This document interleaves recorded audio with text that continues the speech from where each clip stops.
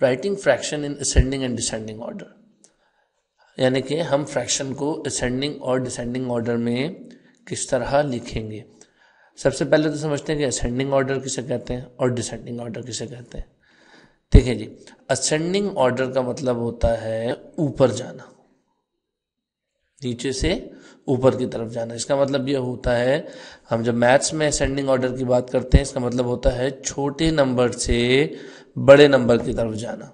जैसे 1 2 3 4 5, यानी हम क्या कर रहे हैं, हमने छोटे नंबर से शुरू किया और बड़े नंबर की तरफ। अच्छा, डिसेंडिंग ऑर्डर का मतलब इसका उलट होता है। डिसेंडिंग जो है वो इसका उलट कहलाता है, यानी कि ऊपर से नीचे की तरफ आना या बड़े नंबर से छोटे नंबर की तरफ आना। तो इसका उलट कर दें, यानी कि 5 4 3 2 1, यानी हम बड़े नंबर से छोटे नंबर की तरफ आ रहे हैं। एक और मिसाल से समझते हैं कि फर्ज करें ये सीढ़ियाँ हैं, ये इसका पहला स्टेप है, दूसरा स्टेप, तीसरा, चौथा और पांचवा। तो अगर आप ऊपर की तरफ जा रहे हैं तो आप असेंडिंग ऑर्डर में जा रहे हैं, अगर आप ऊपर से नीचे की तरफ आ रहे हैं तो आप जो है वो जी बिल्कुल डिसेंडिंग ऑर्डर में जा रहे हैं। अब अगर आपको फ्रैक्शन असेंडिंग और डिसेंडिंग ऑर्डर में लिखना हो तो फ्रैक्शन में मसला ये होता है कि हमें सबसे पहले ये जानना जरूरी है कि फ्रैक्शन में छोटा फ्रैक्शन कौन सा है और बड़ा फ्रैक्शन कौन सा है। इसकी मिसाल यूं समझते हैं कि अगर मैं लिख दूं 1/3 और 2/5, अब मैं आपसे पूछूं इसमें बड़ा कौन सा है और छोटा कौन सा है, तो ये बताना बहुत आसान नहीं है। कुछ फ्रैक्शंस में तो बताना आसान हो जाता है जो कि बहुत वाज़ेह होता है। मिसाल के तौर पर मैं आपसे कहूं कि 1/4 और 3/4 में बड़ा कौन सा है, तो आप बता देंगे भैया 1/4 या 3/4 में। आप बोलेंगे भाई ये 3/4 जो है ये बड़ा है, क्योंकि 1/4 का मतलब होता है 1 पाव 1/4, और 3/4 का मतलब होता है 3/4, तो ये ज्यादा बड़ा होगा। डायग्राम बनाएंगे तो डायग्राम बना के भी बता सकते हैं कि भाई अगर ये 1/4 है तो 3/4 जो है वो, ठीक है ना।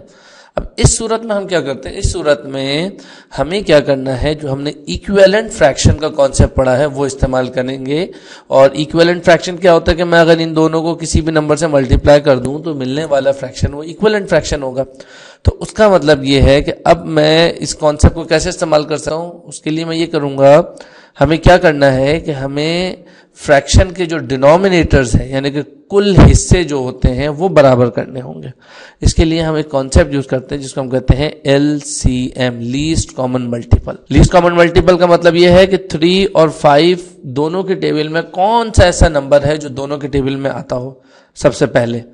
तो अगर मैं 3 का टेबल लिखूं तो 3 6 9 12 15 18 और ये चलता रहेगा।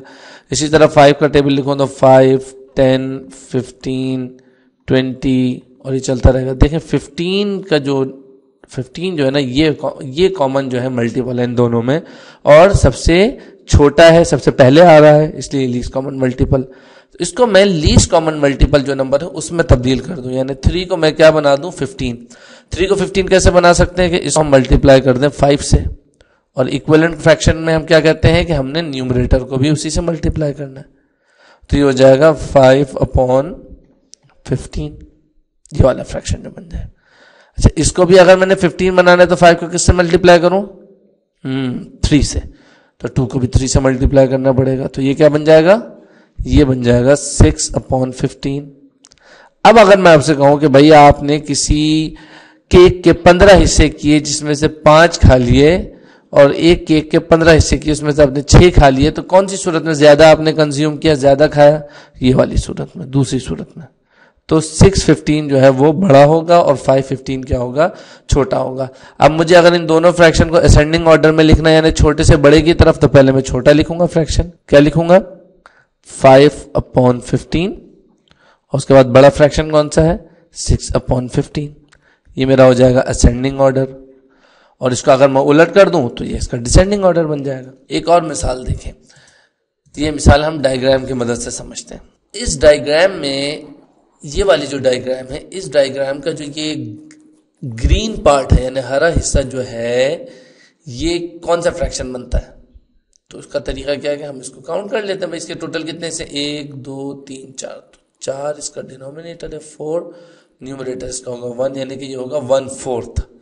अच्छा ये क्या है, इसको काउंट करते हैं 1 2 3, तो इसके 3 टोटल पार्ट्स हैं और एक हिस्सा इसमें कलर है, एक हिस्सा इसमें कलर है, तो ये 1/3 है। अब इन दोनों में बड़ा कौन सा और छोटा कौन सा है, ये बज़ाहिर आप बता सकते हैं कि भाई देखें, अगर हमने डायग्राम बना लेना तो आपको नजर आ जाता है कि हाँ भाई ये 1/3 जो है ना ये बड़ा है और 1/4 क्या है, ये छोटा है, यानी 1/4 ये छोटा है 1/3 से। ये सिंबल हम यूज करते हैं छोटा या बड़ा बताने के लिए।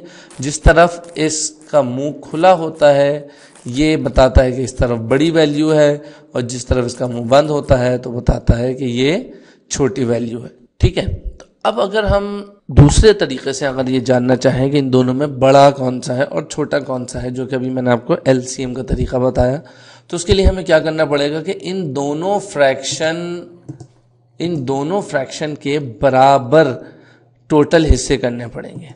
देखें उसका तरीका ये है, यहां देखें यहां पर यही वाला फ्रैक्शन है जो मैंने इसको यहां लिख दिया है, ठीक है, और इसके नीचे वाले हिस्से में इसके टोटल बराबर कितने हिस्से किए हैं, 12 हिस्से कर दिए। ठीक है, इसी तरह ये भी जो फ्रैक्शन है, ये भी जो पूरी फिगर है, इसके भी 12 हिस्से हो गए, 12। अब मैंने इनके 12-12 हिस्से क्यों किए, उसकी वजह यह है कि 4 और 3 के टेबल में सबसे पहले 12 ऐसा मल्टीपल है जो कॉमन मिलता है। जहां हम इसका एलसीएम निकालेंगे तो एलसीएम आएगा 12, इसलिए हमने इसके 12 बराबर हिस्से किए।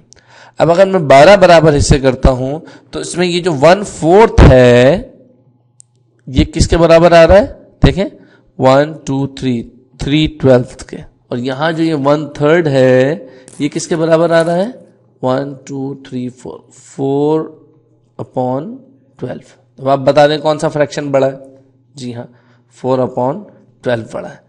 तो अगर मुझे इसको असेंडिंग ऑर्डर में लिखना हो तो पहले छोटा नंबर लिखूंगा यानी कि 3/12, उसके बाद बड़ा फ्रैक्शन लिखूंगा यानी कि 4/12, और ये है मेरा असेंडिंग ऑर्डर। ठीक है, और अगर मुझे ये डिसेंडिंग ऑर्डर में लिखना हो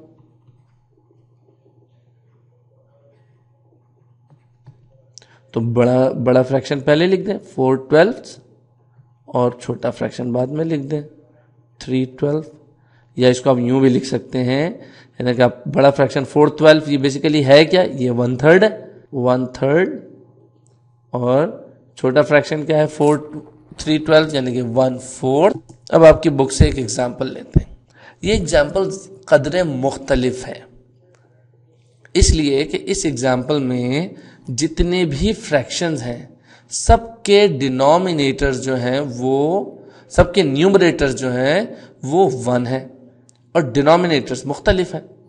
यानी कि अगर मैं आपसे ये बोलूं, एक थोड़ी सी जनरल कॉमन सेंस अगर हम यूज करें कि आप एक रोटी के 3 हिस्से करें, उसमें से एक हिस्सा अलग कर लें, और उसके या तो दूसरी रोटी के 5 हिस्से करें और उसमें से एक हिस्सा अलग कर लें, किस रोटी का हिस्सा बड़ा होगा, इसको हम बना लेते हैं।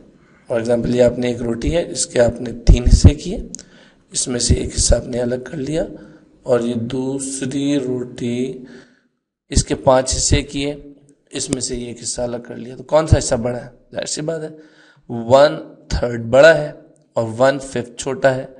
तो अगर न्यूमरेटर 1 है और डिनोमिनेटर फिर जितना बड़ा होता जाएगा फ्रैक्शन हमारा उतना ही छोटा होता जाएगा। ये बात समझ में आई आपके? तो अब अगर मुझे असेंडिंग ऑर्डर में लिखना है, यानी कि असेंडिंग ऑर्डर का मतलब होता है छोटी वैल्यू से बड़ी वैल्यू की तरफ जाना, तो अगर इसको मैं असेंडिंग ऑर्डर में लिखूंगा तो सबसे छोटा फ्रैक्शन कौन सा होगा, जिसका डिनोमिनेटर सबसे बड़ा होगा। ठीक है, यानी कि 1/12, इसके बाद 1/9, इसके बाद 1/7, देन 1/5, और फिर आखिर में 1/3। इसी को अगर मैंने डिसेंडिंग ऑर्डर में लिखना है तो इसका उलट कर दें। दूसरा सवाल देखते हैं, इसमें भी देखें सबके न्यूमरेटर्स 1 है, सबके, लिहाजा जिसका डिनोमिनेटर सबसे बड़ा होगा वो नंबर सबसे छोटा होगा। तो अब इसको हम असेंडिंग ऑर्डर में लिखते हैं। सबसे छोटा नंबर कौन सा होगा? जिसका डिनोमिनेटर सबसे बड़ा होगा। Very good, 1/49। फिर कौन सा होगा? 1/30, then 1/23, then 1/17, then 1/15। Very good. और इसको अब डिसेंडिंग ऑर्डर में आप लिख दो जल्दी से। बहुत आसान हो जाता है अगर आपने एक दफा असेंडिंग ऑर्डर में लिख लिया। इसका उलट कर दें बिल्कुल, तो ये आपका डिसेंडिंग ऑर्डर बन जाता है।